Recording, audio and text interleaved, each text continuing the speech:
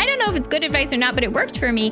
They said, there are going to be so many things you're going to have to do, but it's overwhelming to think about it all at once. So instead, think about what is right in front of you, what you have to work on right at that moment. So that's what I focused on.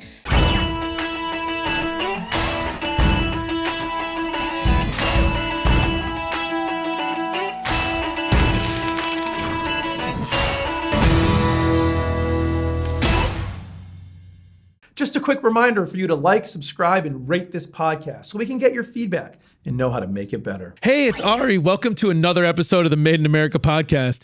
Today, I'm with Shari Raymond, founder and CEO of Milton Goose. Shari, thank you so much for coming on today. Thank you for having me. Well, I really appreciate having you on. It's the Made in America podcast, Shari. So we start off with the same two questions.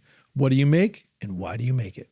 We make children's toys and furniture, and we make them because we believe that parents should be able to have both quality and beauty in their children's pieces. Wow, that's really great. Well, let's talk about sort of what got you started in this thing. Sure. I think it's a relatively young business. Yep, just over 5 years. Just over 5 years, yes, which is like business years are like dog years. So to the owner, it feels like 7 times that. It feels like a lifetime. Yeah, exactly. So, let's just sort of start with the basics. Let's go with why Milton Goose, why the name, and what got you started in the business? Sure. Well, I started the business when my oldest child was turning 1. I was looking for a play kitchen for him. And it was going to sit in a small apartment that we had. It was going to sit in the living room. And I wanted something that would fit in with our decor and would be a quality piece that I could have for all of my children, him being the first, hopefully more to come. And so I went looking for what I thought were reasonable requirements, which was a nice looking piece that was made in the US from wood. And I couldn't find it. And I discovered what appeared to be this white space in the market. So I thought, I'll just make it. And I didn't know how hard that would be, which was a blessing. And so I spent about 1.5 years in development with a sketch of what I wanted and looking for a manufacturing partner. And then in 2017, I came out with my first play kitchen design. And that did well. And then it kind of grew from there. Did you have a background in woodworking? No. Nothing. No. Yeah. So I used to work in media. Well, there's the connection. Yeah.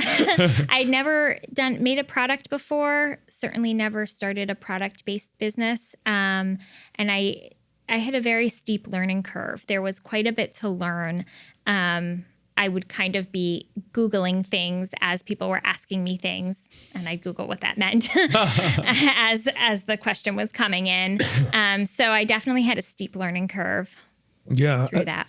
So you said you sort of, obviously you had a need, and you said you saw sort of a white space or a gap in the market. Did you do like real market research, more of a gut feel? Like I always think it's an interesting. So I did a mixture. I had a lot of mom friends who were in the similar stage of life as me.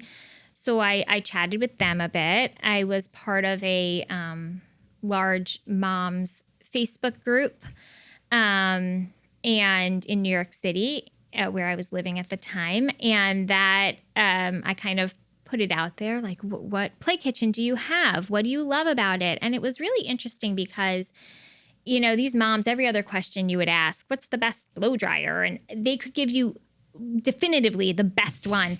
And they couldn't really answer that for a play kitchen. There was a lot of, this works for us. Mm-hmm. It's fine.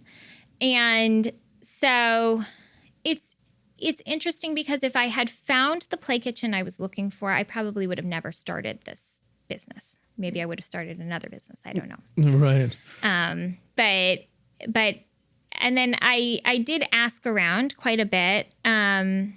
Interestingly, a lot of the feedback I got was that, if it was going to be too expensive, people wouldn't buy it.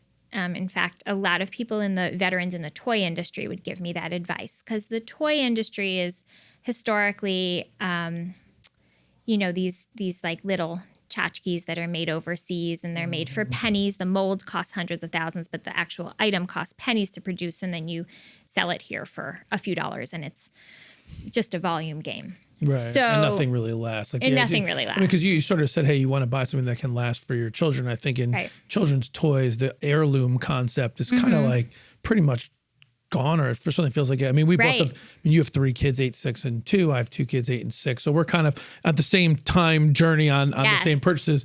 So I can sort of feel that concept. And there is a lot of just junk. Your house Oh gets my filled up gosh. with stuff that's Yeah. constantly broken. I mean, Nothing even lasts. as a wooden toy manufacturer myself, my kids will come home from birthday parties with little plastic toys that within 30 seconds are gone. 100%. Yeah. So I felt strongly that if I was going to bring a new product into the toy market, that I wanted to feel good about it. And I wanted it to be something that was going to stay out of the landfill.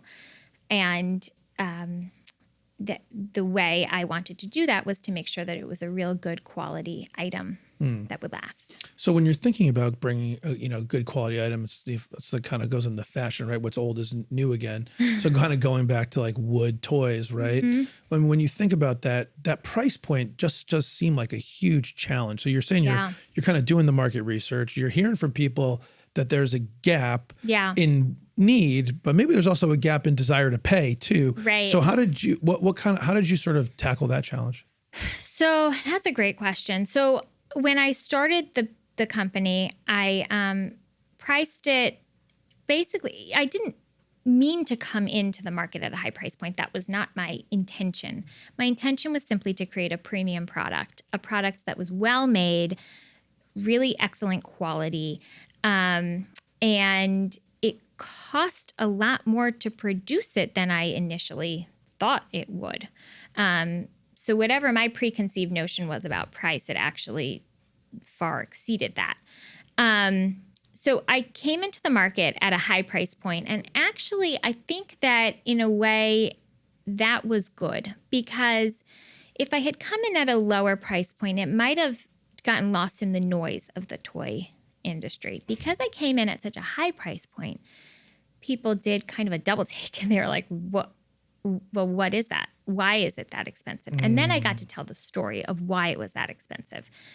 Because we do produce here in the US. We do make sure that our supply chain is sound here in the US, that employees are paid living wages here.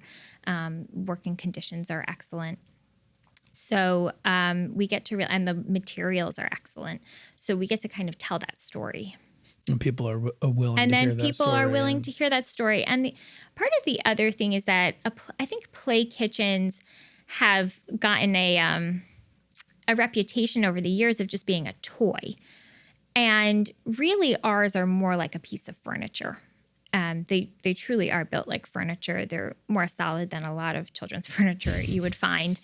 And, furniture has a different price point that people would expect from it, because it takes more to put together. Yeah, no doubt. So let's kind of rewind to go forward again. So you Yeah. decide you want to do it. You do your market research. By the way, it's interesting that, how much technology was sort of behind the scenes on this, right? You've referenced all the Googling you did, the Yes. Facebook group.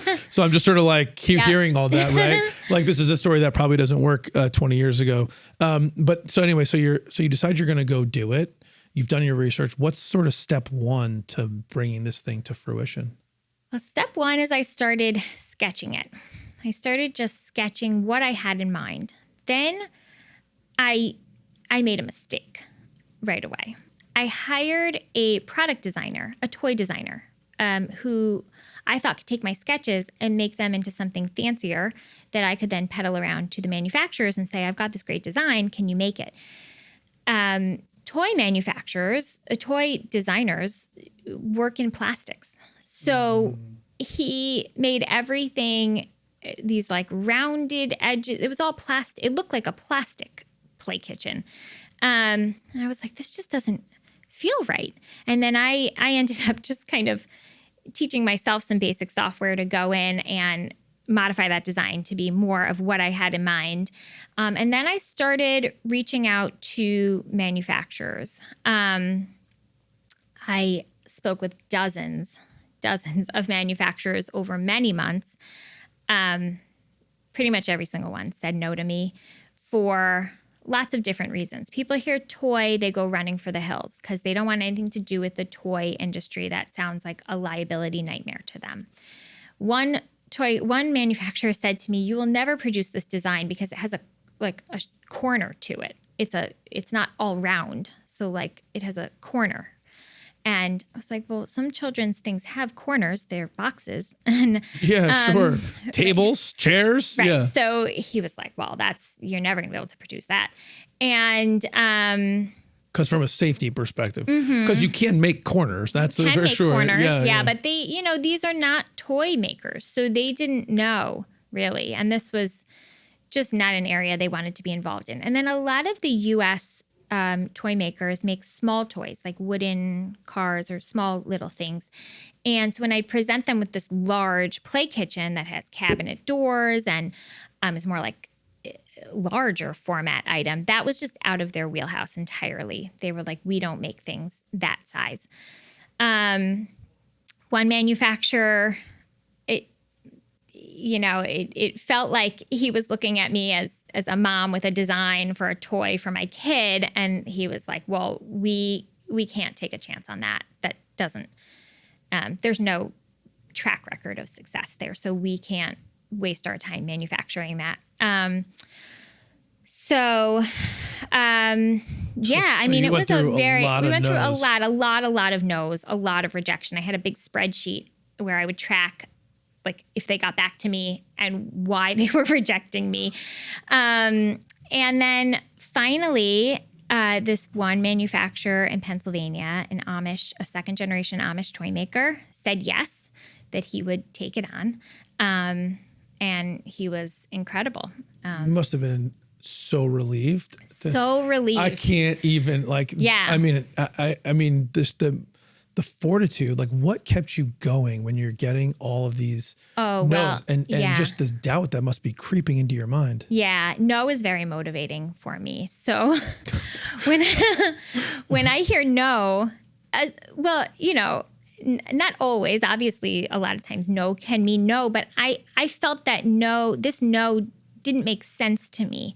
So I needed to keep pushing to find out why it wasn't making sense. And I mean, I knew that people make products, people make toys, so why can't I find someone in the whole United States who would make a toy for me?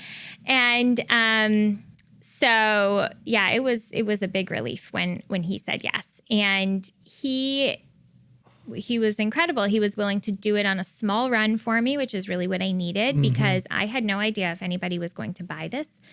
So I made a few of them, and we took a long time back and forth. It took a long time to go through the safety testing process. I had a lot to learn through that process. And I had a lot to learn as far as woodworking goes as well, because people, he would ask me questions. Well, are these European hinges or American face frame hinges? And I'd be like, what? Right. So then I'd go back to my good friend Google, like, what is the difference?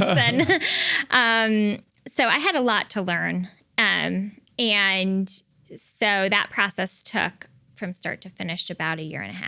Just to get your sort of first, full product. It took about half a year to even find my Amish toy maker. And then it took another year to launch the product in 2017.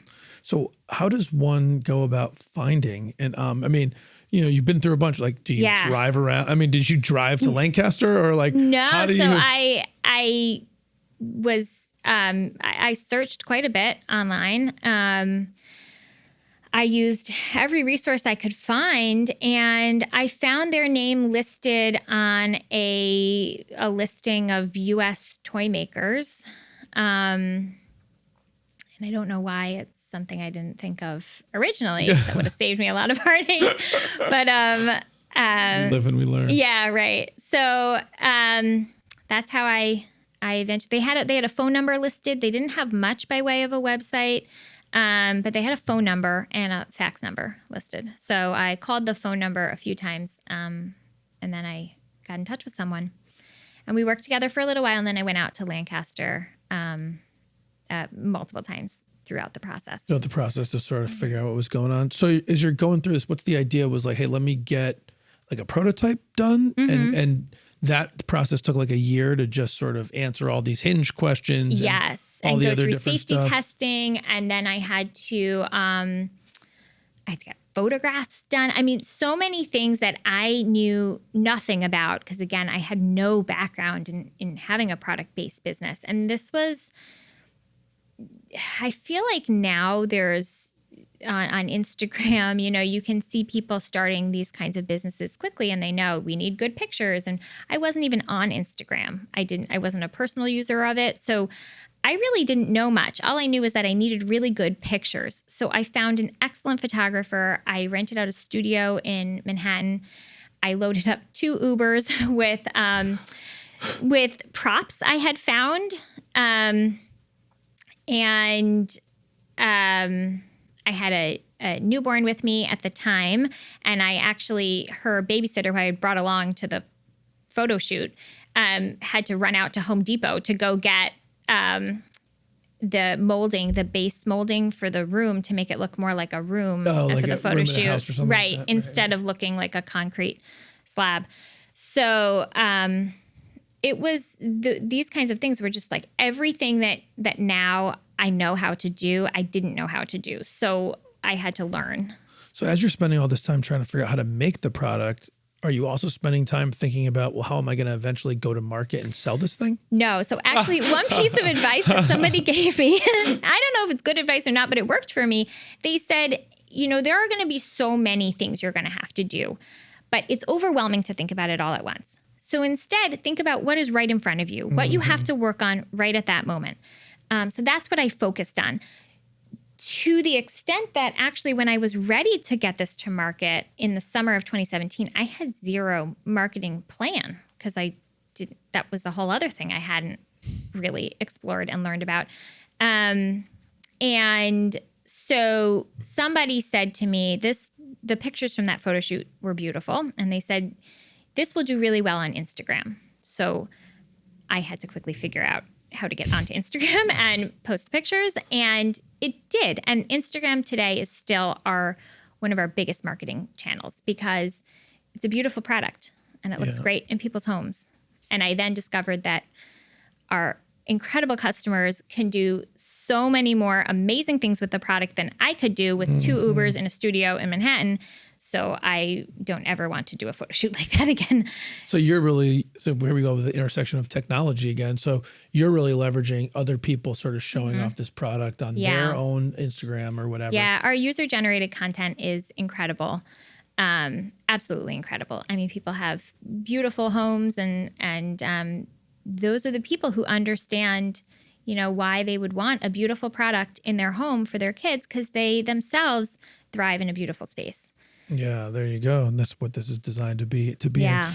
in. So you get your contract manufacturing, you're kind of go through the prototyping, you get the product ready, you've double Ubered to a Manhattan studio, you've got your stuff up on Instagram. So assuming now people are somehow have a way to buy. Yeah. So I got a website up and I shared it back with this mom group on Facebook that I had originally done some crowdsourcing information for in the beginning. And my first customer, she came from that group. You just posted, hey. I posted it. Hey, I got it ready. Like, does anyone want one? And it one? made people's head spin. Because again, the price point was higher than a usual play kitchen. It wasn't what people were. What's a normal play kitchen? Like, what's this product? So right now our play kitchens, the base play kitchen is $729. Okay. And I don't know what a normal. So actually at the time, when I launched it, the only other, you'd maybe call them a competitor in that if you were looking for the most expensive play kitchen or the nicest play kitchen would be probably Pottery Barn Kids. And they were not that far off in price point. You could spend $700 or $800 on a Pottery Barn Kids play set. But of course, it's all made overseas with MDF, which is more of a particle wood. And you got to put it together. And you have to assemble the whole thing. Right. So ours come nearly fully assembled. They're like furniture. Really? Yeah. So you get this thing on there. Someone in the Facebook group says, all right, Shari, I'm in. Buys it. And then from there, it kind of grew. We were introduced, it did well on Instagram. Then we were introduced to some retailers and they picked it up. Really? And they helped to kind of spread the item further, just more brand awareness. And then we kind of expanded our product line from there.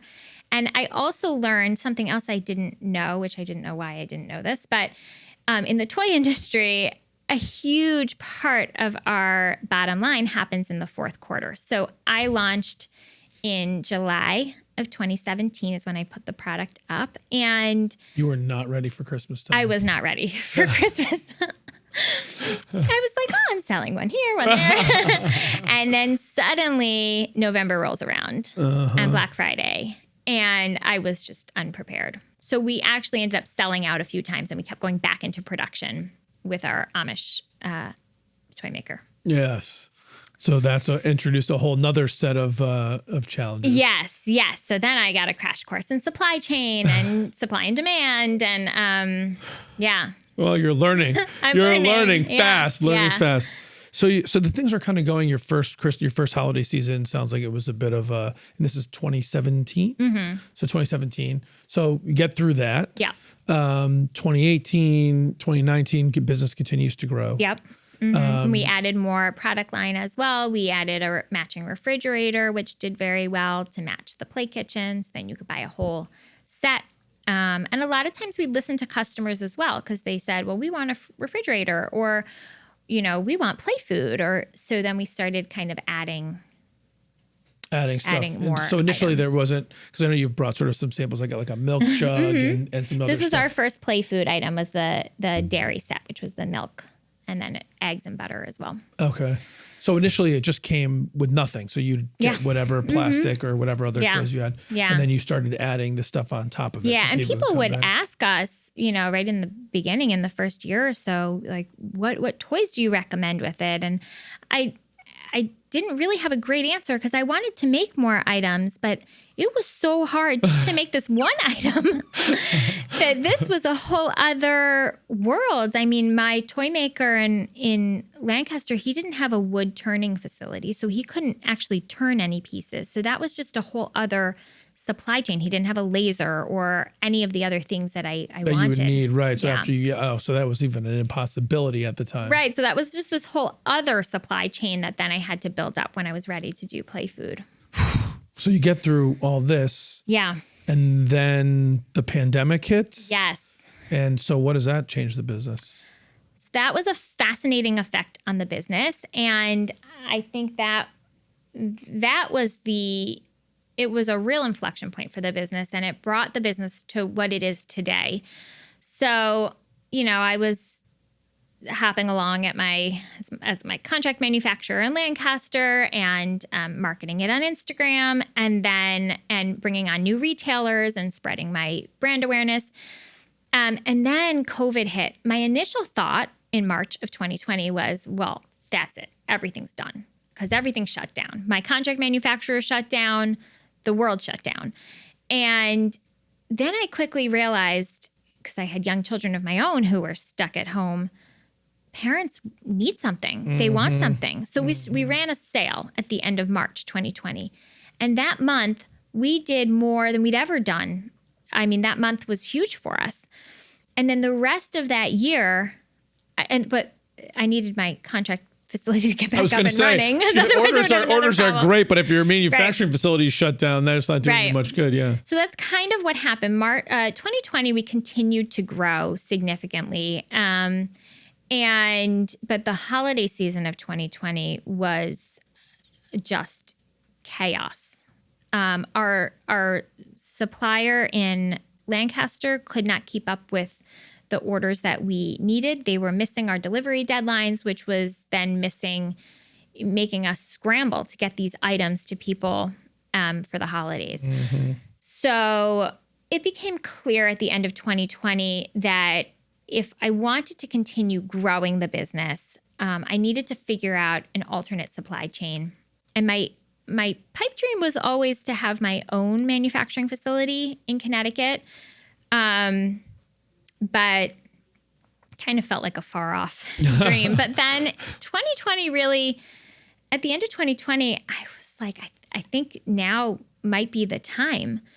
So little did I know that in 2021, when we got the lease and found a facility here in Connecticut, that it was also the year of supply chain chaos, which was a global challenge that we found ourselves stuck in the vortex of. So we kind of hit up against every major supply chain issue, what felt like every major supply chain issue in 2021, including the Suez Canal. What? Yeah. The Suez Canal issue impacted? Yeah. Or we had a machine, like a part of a machine that we were ordering was stuck on that canal.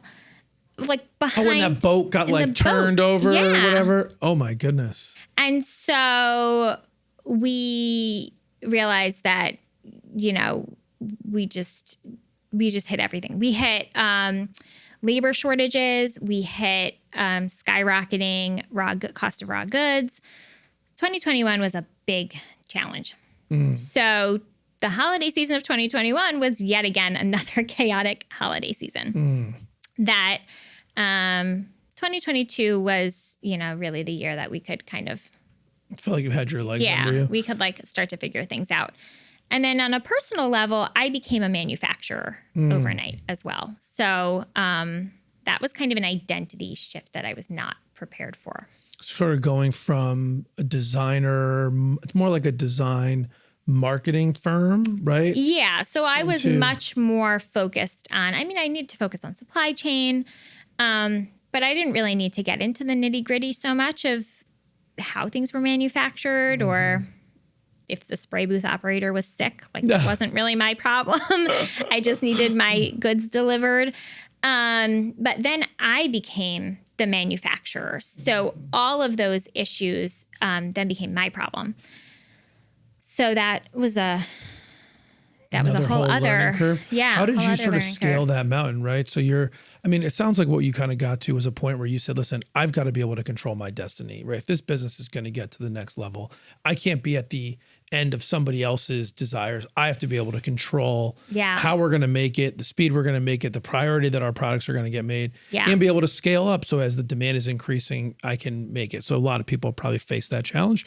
But now you're saying it's not just a part of the manufacturing. It's not just not one process you're outsourcing that you're going to bring back in.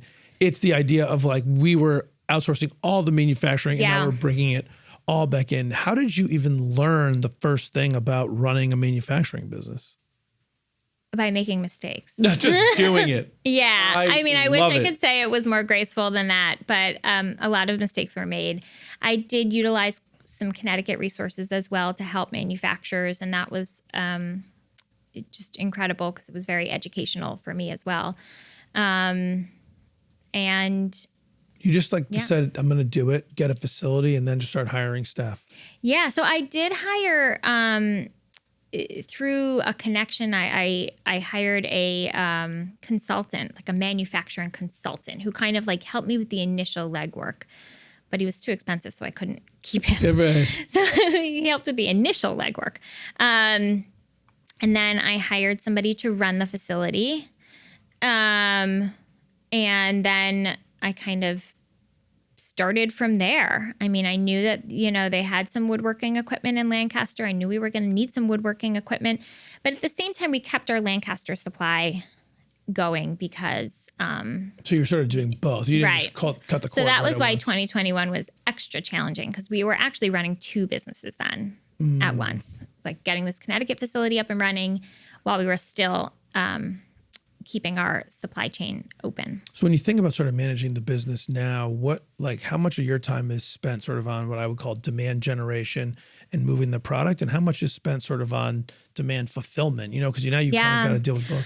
Yeah, that's an excellent question. I'd say now it's a little bit more 50-50. Through 2020 and 2021, demand generation was not our huge challenge because we were still in the pandemic. It made the entire toy industry a little bit a hotter commodity then. But then that settled in 2022. So then we needed to shift focus back to that. But getting this facility up and running was just a huge thing. I mean, it almost felt like I was spending 100% of my time on both for a while. It's fine. You need to find 200% of time. Right. Yeah. But now I feel a lot more like I have incredible 2 right-hand employees, one who kind of oversees things in the facility and one who helps with marketing and e-commerce and all of that. So I feel really confident in those 2 employees, and they've been incredible. Having a great team is the absolute most pivotal thing. Yes. You cannot do it. You cannot do it by yourself. So as you're kind of like looking forward to the future, I mean, you mentioned something that I've been thinking about as we were talking, which is, a lot of the sort of stay at home or at home stuff, right, got a real boost in those years, and now it's going to be about how much of those can pivot and find a real niche to like sort of stay relevant. Yes. Kind of a go forward basis. And so how are you thinking about that, and how are you trying to sort of tackle that challenge, which will be the challenge from now to the future, right? Yeah. So we have a lot of conversations internally. I feel like we brought this up a lot in our team meetings towards the end of 2022 and going into 2023, that what was working for us, we can no longer just rely on. We need to think and innovate a little bit more. So we actually have quite a few new products that we've just introduced this year, and more that we plan to introduce as the year goes forward. And I feel like now we are really starting to reap the benefits of having our own facility. It allows us to be a lot more nimble. It allows us to listen to the customers, come up with an idea, and instead of it taking a year and a half to prototype, it can take a month or weeks even. So it really changes things for us in that way. So I'm really excited about the products we have coming out, the new colorways we have coming out, things again that, we can just do a lot faster now. When you think about those relationships, like with a product like this, do you try to have a relationship with the customer over time? Like, because one of the nice parts about having such a quality product is that it's high quality and you're going to get people that want to keep it for a long time. Yes. But it also means they're not buying a kitchen every year. That is true. Although just last week, it's funny you should mention this, the person who handles my customer service was on vacation for the week. And so I was picking up the phone and answering emails. And I spoke with a woman who is a grandmother. And she said, I have like 8 grandchildren, and I have purchased your product for every one of she had 4 daughters, every one of their children. And and she's like, now I'm back and I want to get this other piece you just came out with to add to this one's collection. And then I'm going to add to another one's collection, for the holidays. And it was incredible. She said, for 3 years, I've been buying your products, and they really are. She said, I've looked at other things, and I have to say that your quality really is different. Wow. And it was incredible to hear that, because it's true. When you buy one, we want you to keep it for life, and we want it to stay in the world. We want people to pass it along to their children or sell it in your local marketplace, but we don't want it sitting broken down on the side of the road to be picked up by the trash. So we really and we see a lot of those other kitchens. We see a lot of those. I know. I just saw one the other day when I was thinking about you when I saw it. Yeah. Yes. So I also see so many. And when I was starting this company, I would see these and I'd say, I just don't want that to be my product. I want to make sure that it's going to be such a quality piece that people will either want to keep it in their family if they can, if they have the space to, or they will pass it along to a sibling's child or a neighbor's child, or sell it and have it retain some value, or fix it up. And, it's wood, so you can actually sand it and repaint it and do all kinds of things with it. Refinish it. But then that also means that it does put a lot of pressure on you from a business standpoint to continue to innovate and come up with new products. Yeah. And come up with new things for people to add, so that these accessories, the toys, the microwaves, the refrigerators, the whatever is really critical to. It's absolutely true. But at the same time, that is the only company I could feel good about. I didn't want to design a product that was going to break down just so somebody could buy it again. Yeah. Built-in obsolescence, not Right. the place you wanted to be. And you've got to be passionate about what it is that you're doing and what you're delivering if you're going to do it, because every business goes through all those like deep challenges and all that. Yeah. So that's great. And do you have is that sort of the vision and the mission that you share with the team and kind of get everyone behind this like same idea and concept? Yes, absolutely. Everybody from our marketing arm of that side of the business who handles our website and our customer service, we reiterate that what we are doing here is providing an excellent quality item. And we want to make sure that our customers feel that in our customer service as well, that we stand behind our product. If there's an issue, we will stand behind it. And then from a manufacturing side, we often talk about how we want it to be a nice work environment. That's very important to us. We want people to be happy with what they're doing and with their jobs, and feel like they have growth potential in their roles. And I think that, ultimately I wanted to build a company that I could feel good about, and I could go to sleep at night knowing if I brought something into the world, it's something that does good and is good. And so that's kind of my goal. That's what it is. Well, listen, Shari, it's a really, really great story. And I'm just really happy to be able to share it and wishing you so much luck. We talked sort of before, like it is a long journey and a slog, and I'm on my like 23rd year in my entrepreneurial journey, and it's just great to be remembering what your mission is and what you're trying to do, and wish you all the best of success. Thank you. Well, I'm going to flip us over to a rapid fire round of questions and we'll wrap up. Are you ready? Okay. All right. Red Sox or Yankees? Yankees. iPhone or Android? iPhone. Sports car or SUV? SUV. Staycation or exotic destination? Staycation. Do you have a favorite business book? Great question. I love Building a Story Brand by Donald Miller. Ooh. That's a new one to add to our library. That's really good. Yeah, it's great for kind of putting together your message in a way that people understand. Oh, that's awesome. I'm gonna have to pick that up myself. If you had to do something, Shari, other than be the CEO and founder of Milton and Goose, what would you do with your time? Oh my goodness, I don't know. Start another business. There you go. What's something, Shari, that you learned early in your life or early in your career that you think's helped propel you to all the success that you've had? I think I learned early on that while no can sometimes mean no can sometimes just mean not right now or not in this way. And there are nuances to no when that comes up in business and in the professional world. So I think it's important to dig a little bit deeper. Why is that a no? Is that a no because of how I presented it? Is it a no because this is not the right time? And because perseverance is just the only way to get a business off the ground. 1000%. What's something that you learned later in your life or later in your career that if you could go back and tell young Shari and if she'd listen to you, it would have a real positive impact on her? Oh my God. Well, I have learned so much in the past 5 years. Oh man, there are so many things that I know now that I didn't know then.